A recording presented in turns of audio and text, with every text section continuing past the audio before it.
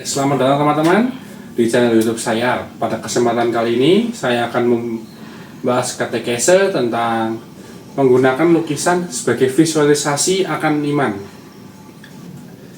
Mungkin teman-teman ada yang belum tahu ya tentang penggunaan lukisan atau mungkin patung sebagai bentuk visualisasi iman dalam gereja, apakah diperbolehkan atau tidak. Nah, hal ini sudah tertulis dalam dokumen Santo Sacrum Concilium. Nah, mungkin bagi teman-teman yang asing dengan dokumen ini, seperti ini bentukannya. Nah, dalam dokumen ini menyebutkan bahwa gereja boleh menerima karya seni dari berbagai budaya dan zaman untuk memvisualisasikan imannya dan untuk memperkembangkan iman agar lebih mencintai Yesus. Tetapi dalam dokumen ini juga menegaskan bahwa gereja harus bisa memilih karya seni yang baik dengan cara melihat arti dan maknanya, bukan hanya dari kemewahannya saja. Karena jika hanya melihat dari kemewahannya saja, itu akan menyebabkan karya-karya seni yang buruk bisa masuk dalam gereja, sehingga menyebabkan masalah-masalah seperti perbedaan nilai-nilai kesusilaan atau nilai-nilai keimanan kita. Nah, baik teman-teman, sekarang saya akan membahas tentang lukisan perjamuan malam terakhir.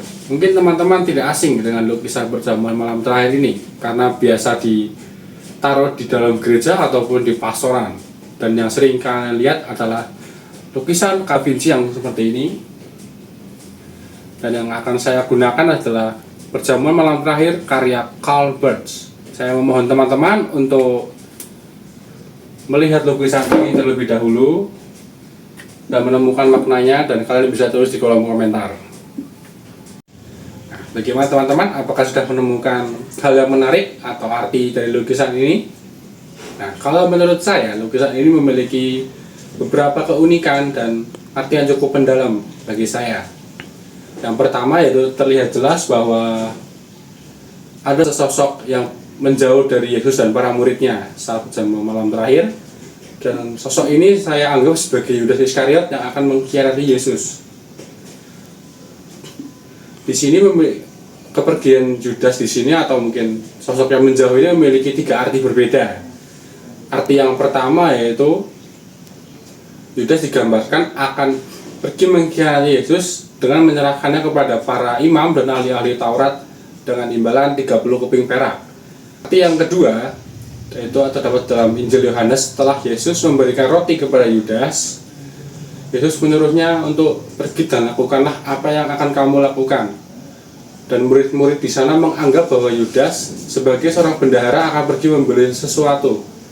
Dan arti yang ketiga itu bisa kita lihat bahwa ekspresi Yudas di situ sangat menampilkan ekspresi yang sedih.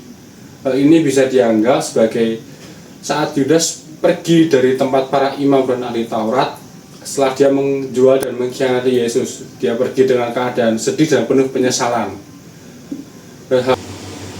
Hal menarik yang kedua yang saya temukan yaitu terdapat pada background atau mungkin pencahayaan di antara dua karakter, yaitu Yesus dan para murid dan juga Yudas yang sendirian. Nah, karakter pencahayaan yang ada di Yesus dan para murid itu mereka menggunakan cahaya yang terang, jadi bisa dijadikan itu suasana kebersamaan yang sangat hangat dan penuh kebahagiaan. Sedangkan pada sosok Yudas itu suasananya seperti gelap dan cekam yang menggambarkan tentang pengkhianatan, kesedihan, dan penyesalan yang sangat mendalam dari sosok Yudas. Nah teman-teman, mungkin menurut teman-teman menjadikan lukisan sebagai visualisasi iman itu efektif atau tidak menurut teman-teman?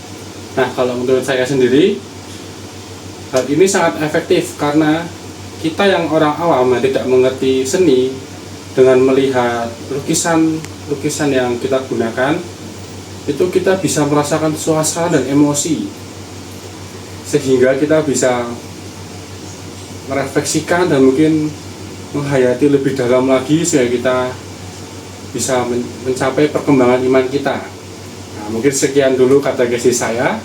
Kita akan bertemu lagi di pertemuan berikutnya. Saya Nicholas Sarwo, saya pamit undur diri.